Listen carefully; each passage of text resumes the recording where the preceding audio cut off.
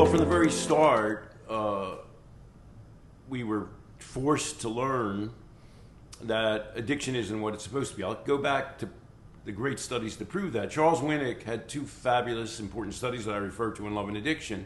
One is Maturing Out of Narcotic Addiction, which describes the natural recovery phenomenon that I have just been talking about.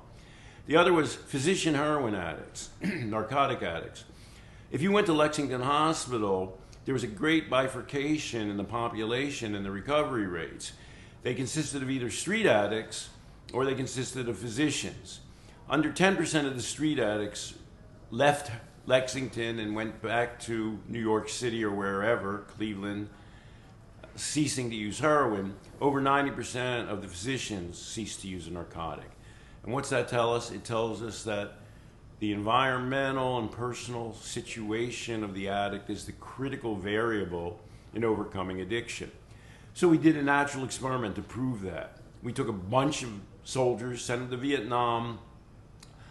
We found a large percent of them took heroin. We identified a group of them who experienced withdrawal, identified them as addicts, and we discovered that when they got back to the United States, that about 90% of them ceased to be addicted and didn't become re-addicted, even though half of them did use a narcotic in some form when they got stateside.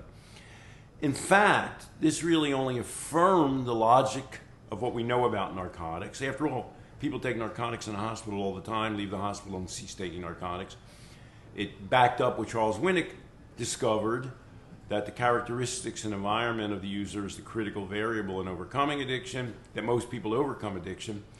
And nonetheless, even then, Richard Wilbur was the Assistant Secretary of Defense. He was a physician. He said, I wasn't prepared for what we learned in Vietnam. Everything I learned in medical school misprepared me for understanding that situation.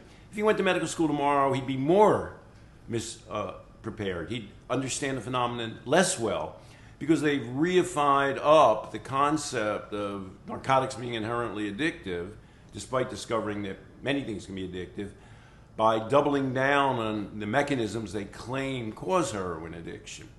So we're farther away from understanding the lesson of Vietnam than when Vietnam, in fact, occurred, and when we observed the natural recovery of 3/4 to 9/10 of Vietnam veteran heroin addicts.